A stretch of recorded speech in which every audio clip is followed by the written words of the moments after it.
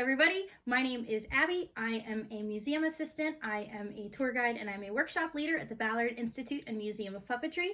I am also, at the time of you watching this video, a newly graduated puppet arts alum from UConn. Yay! So let's play with some puppets. I am recording this video, so it is not live like some of my workshops have been in the past, which means that if you have a question, I will not be able to answer it in real time. However, if you write a comment on this video, I will be able to, either myself or somebody else from the Ballard can answer that question for you. So if you have questions, feel free to share them. I've gotten a few requests at this point for how to turn your toys into puppets. There are many ways you could do that. And there are a lot of different types of toys, and there's a lot of different types of puppets. And depending on what you're willing to do, and depending on what kind of outcome you want, will depend upon what you do. So obviously, if you have something like a stuffed animal, you could string their hands, make a marionette. You could cut one of the toys if it's a stuffed animal and take the stuffing out and kind of turn it into a hand puppet that way. You could put it on a rod and make a rod puppet out of it. However, all of those things involve taking the toys apart, and I don't want to do that to any of my toys. I love them all very much, so I would love to show you a way that we can turn our toys into puppets without having to dismantle them. So this type of puppetry would be called like tabletop, or could be called direct manipulation, is what we've called it before at the Puppet Lab. So what that means is that there are no, I'll say, control points on this. There's no sticks or rods or strings. You are directly manipulating a puppet. Direct manipulation. And if you're doing it on a tabletop, that's tabletop puppetry. So there's not really a great term for that. There is a form of puppetry in Japan called bunraku, and bunraku is kind of the same, I'll say similar to what I'm doing, where you're at a table, it's 3 puppeteers are controlling one figure. However, that type of puppetry, you have to study for a lot of years. It's at least, I think, 10 years minimum to just be able to control the leg of the puppet. So that type of puppetry is very specific and involves a lot more training. So what we are doing is not bunraku style or bunraku in any way. What we are doing is completely different. It's direct manipulation, hence the name for that term, or the need for that term. So there's a lot of different types of toys. For my activity specifically, and this is not really a craft, this is more of an activity.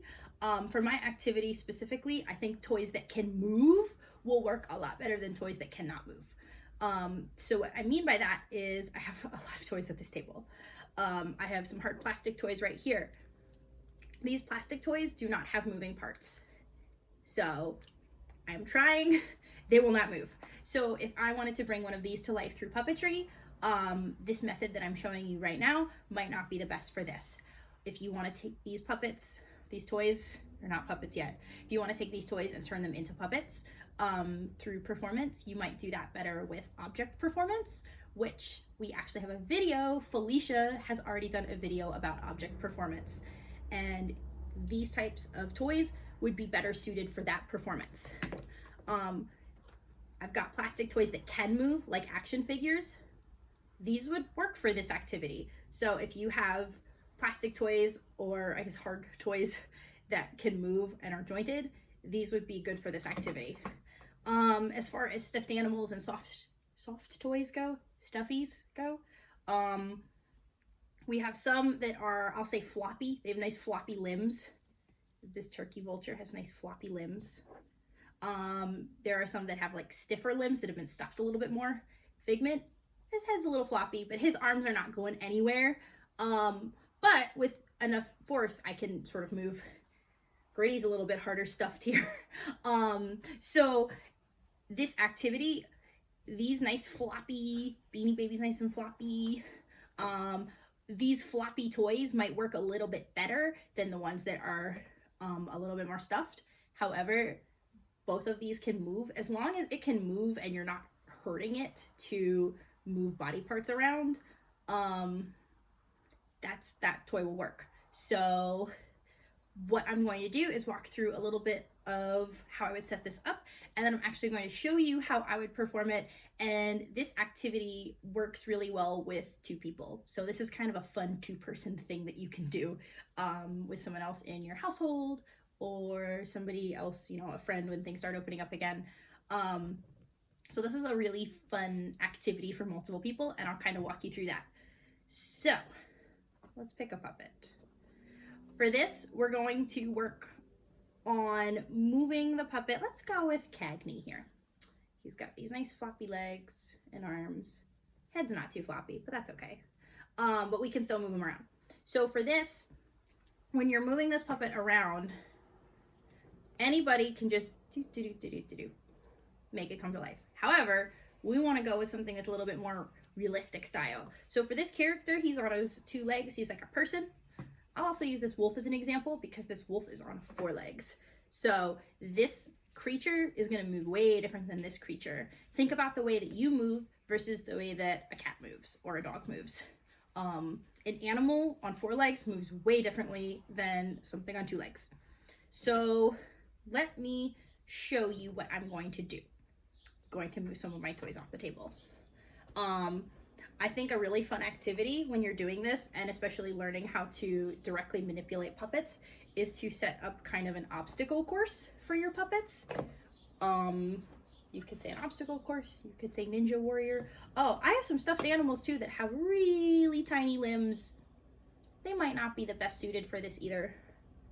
You know, his limbs are a little small. However, at the end of the day, these are your toys, these are your puppets. If you want to take a tiny limb, tiny stubby leg weasel, and you want to bring him to life, I think you should, and you absolutely can figure out a way to do that. Scooting some of these over. Sorry guys. All right, so your obstacle course can be anything. The only thing that you will need 100% of is imagination. So I'm gonna push those toys up to the front for now. For my obstacle course, all I'm going to do is set up. I have a hat. This will be a nice mountain. Boxes make really good mountains and hills as well. So let's set that up over here. I have a blue t-shirt that's gonna be a nice lake or river or ocean. If you had a red t-shirt, it could be a lava lake.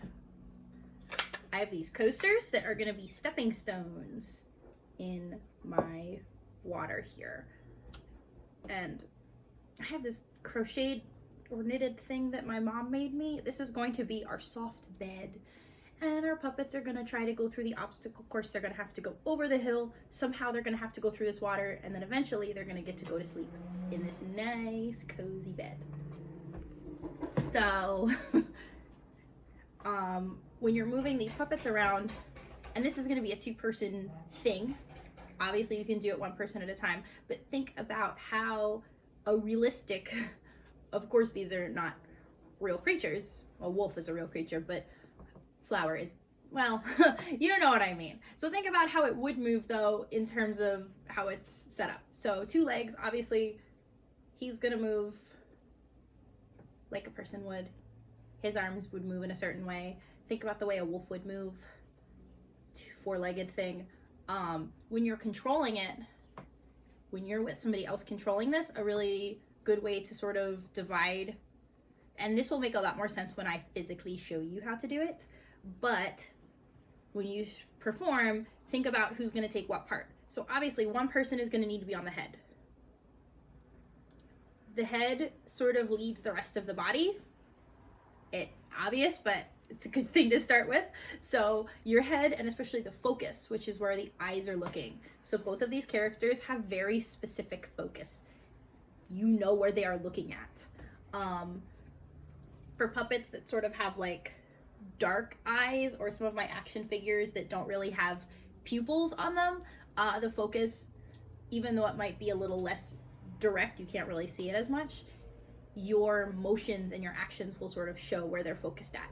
So think about when you're performing your toy, with your toy, where it's looking. So is it looking down at the mountain? And when you're using the focus, you can think about what is the character thinking when they're performing? So he's looking at the mountain, he's sort of looking up and down and sizing up how big it is. He's thinking about it, okay, he's gonna go for it. So if one person is on the head, maybe person number 2 can be on the feet and can be moving the feet. And maybe one person has the head and one arm. And this can be changed around throughout the entire process. So if at any point, maybe I'm performing with a dog or a wolf, and he's walking, and he sits down, I don't need to control his hind legs anymore. Maybe now I can control his tail and make his tail wag. So let's pull somebody else into this so I can show you a little bit easier what I'm going to do. Let me grab somebody and I'll be right back. I said this was a really good 2-person activity. I found another person. This is Allison. So she'll be helping me out with being the second puppeteer here. We're gonna start with the wolf. I'm gonna stand up just because it's a little easier for me to puppeteer on my feet than on my not feet. So we're gonna start by, you're gonna take control of the 2 back legs. All right. I'm gonna take control of the 2 front legs for now. We are gonna start over here. Let's take a few steps on our very squeaky floor. Our wolf is going to climb, I made our mountain a little taller. Wolf is gonna climb over the mountain. He's gonna figure out how he gets through this river with these stepping stones, and he's gonna take a big snooze on this cozy looking bed. So a few things to keep in mind for your puppet. The journey that your puppet takes, it's usually more interesting if it's not just A to B. So maybe he's climbing up the mountain and he falls, or he gets tired, or he sees something else that distracts him, or he wants to jump and he misses the stepping stone and now he's in the water and he's swimming. So think about ways that you can make your story a little bit more interesting. Of course, I love a happy ending, so nothing bad will really happen to our wolf. He will make it safe to his bed at the end of the day. But it's usually a little bit more funny if we can put in some, you know, antics. So another thing to keep in mind, of course, take hold of his back legs. Got it. Is that, like I said before, let's say I'm gonna control the 2 legs first. If I need to control the head, I can drop a leg and I can use the head to look around. So I'm gonna try to keep in mind where my wolf is focusing. So I think that it's a lot more interesting if the wolf notices a mountain and then looks at it and decides to climb, or looks at the stepping stones and makes a smart decision before he jumps. And so things like that. Like I also said before, if you grab his legs one more time, is that let's say our wolf is here and we want to sit down.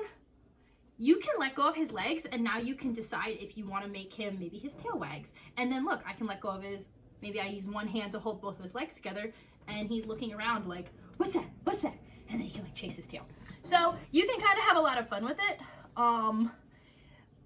Depending on the level of team building, or, you know, depending on, I guess, the age of the participants, you can both talk to each other through it to create a story, or you can, I felt like I needed to be in the camera. I felt like you forgot that I was here. Or you can try to do it without talking to each other and reading each other's cues and, you know, feeling, oh, she's stopping, so I'm gonna stop and I'm gonna see what she has planned. So let's play. Let's see how this works. Let's do it first with our 4-legged creature, and then we're gonna move on to our 2-legged creature.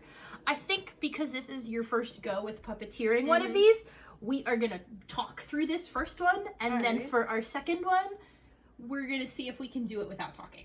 All right. All right? And I'll narrate what I'm thinking, because it might not be fun for the BIMP audience to, you know, watch me do nothing and not talk. But let's start over here then. So maybe these 2 are friends, and maybe the wolf is the first one to run off, and he's, I think, off camera right now. Oh, he's on camera. Okay, so if you want to take control of his legs for now, and then we might even swap it for the other one. So I'm walking. It's a little tough to see. We're both walking. Maybe he sniffs the water. He's wagging his tail. Yeah, see how you can really, like, we didn't even go up the mountain yet. We wanted to take a sip of water. Okay, and then maybe he stops and he notices the mountain, and he notices up, and he notices down, And he thinks, I can scale that. So he's gonna hop up. And I'm gonna have him pull 1 paw, 2 paw. 3 paw, 4 paw. Yep, and then maybe he needs to get to the top of this other one because he's a wolf and he wants to be king of the, I guess, the hat mountain. He's having a little struggle. He's having a little struggle. Legs. No, oh, no. Okay, he's got his footing. Now he's back on. Okay, See? he did it. He did it. He did it. Ooh. Took a little bit of energy, but he made it. See how just something simple like that, we could bring our stuffed animal to life. So now he looks at that water and he realizes, a bed. I want to sleep. But there's water. But there's stones. So do we think the wolf is going to jump cannonball in, or is he going to go down gracefully? No, but he could start like falling down as he goes to run. He's stumbling. Oh no! Ah! Oh.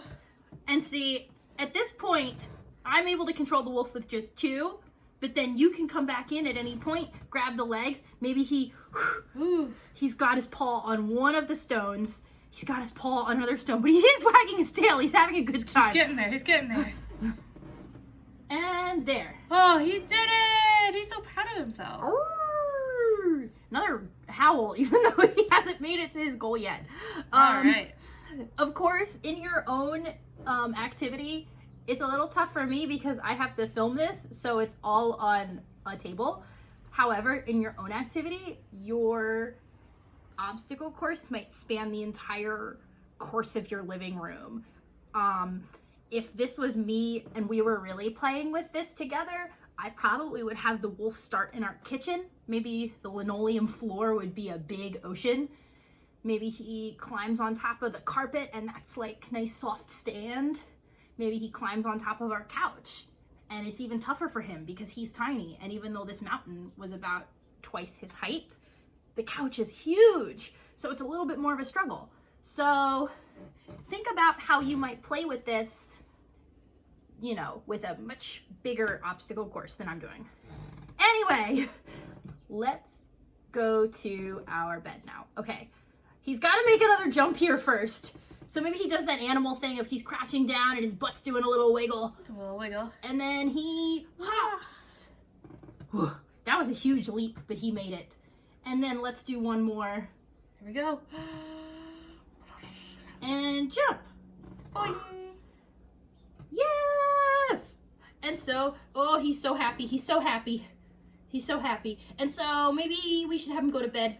Maybe he should do that cute thing that dogs do where they like walk around. Yeah, they have to like walk around a lot of times. Did he make it yet? Oh. Just a little digging. A little digging. Our cat likes to do a little digging before then she... He plops. So now he's going to take a nice snooze there. Oh, he's having a good dream.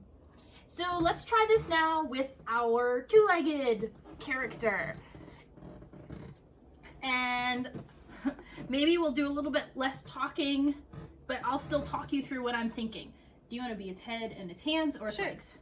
So for this one, this is one where now somebody probably should be on both legs, and the person who's on head and hands might have to alternate between holding head and one hand or using both hands. Or maybe if it's important and the character is already standing up, maybe you have one hand and a head and I let go of the feet and I'm using a hand now. Mm-hmm. So there's a little bit of coordination that you can figure out with it. But let's go. I'm gonna swap places with you if you're gonna be the head. Usually the person who is on head should be, you know, in the direction that you want to go. But if you're doing this in your whole living area, you know, it might take up more space than just us doing it on a table. We have a very squeaky floor. You will hear every step that I take. All right.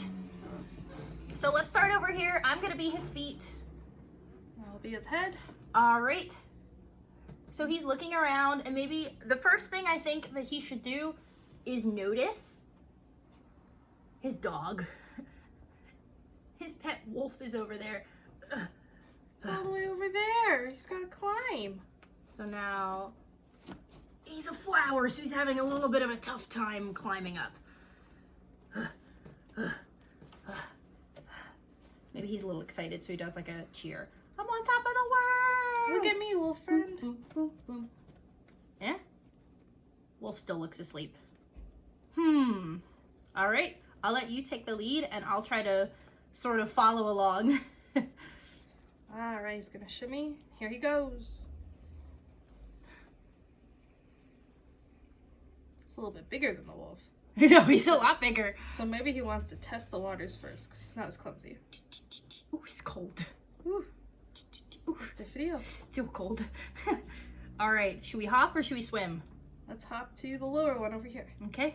Here he goes. He's gonna brace himself. Woo! Beautiful He landing. did it! I'm trying to clap with one hand. All right, can he make it? He's pretty excited. He's ready for the next one. I know. All right. Here he goes. One. Two. Beautiful. Yay! His wolf doesn't even notice. His wolf is like, tired. A little offended. But he's gonna go hang out with his friend. All right, got one last one. Maybe he jumps and sort of slips. Oh no! And the current. You can imagine how if this was a red t-shirt and this was lava, he would not be having as good of a time. He's gotta breathe. He's just made it up. Maybe he needs to like wipe the sweat from his brow. Okay. He has a little wet. And maybe one more hop. And hop. Woof. Oh. Our friends are reunited. Oh. Maybe he does like the pet. And the wolf's leg goes because he's having a good pet. So you can see how just using your toys and like objects around the house and a really good imagination, you can bring your toys to life without having to cut them or take them apart. So at the Ballard Institute, of course, our definition of puppetry is that it's any inanimate object that you bring to life through performance. So by you performing your stuffed animals with your friends or your family or whoever, you are bringing them to life. So it's pretty exciting to think that even though you might not have any puppets in your house, you absolutely have puppets. Which is also the point, of course, of object performance. If you saw that video, is that you have objects, you have puppets. With that, if you had any questions, please feel free to put them in the comments. But try bringing your puppets, your toys. I keep saying puppets, but we've already made them come alive, so they're puppets in my mind. Try bringing your own toys to life. If you set up a cool obstacle course, or maybe your puppet makes it to the end. Yes, we made it. Take a picture. Please post it in our comments. I'm always curious what people are doing with our workshops, how they're liking them. Let us know. This is definitely not as much craft-based, but it's activity-based, so it's kind of a fun performance way that you can sort of warm up. I think that for performers who are performing together, this is kind of a fun way, kind of fun performance icebreaker, so to speak. Like, we can just sort of dive into this and practicing with talking and then also practicing without talking and seeing what kind of performance styles we both have. So yeah, if you do this, please let me know. I would be super interested to see. But yeah, thank you so much for joining me. Once again, my name was Abby of the Ballard Institute and Museum of Puppetry. I hope you have an excellent day no matter what day it is. The weather is gorgeous outside where I am. I'm having a really fun time setting up these puppet activities, and who knows what will happen next session. As I said, I am recording this ahead of time, but if you have any questions, please post them in the comments and we will be more than happy to answer them. Enjoy the rest of your day, and we hope to see you on our next event, whatever it may be. Enjoy. Bye.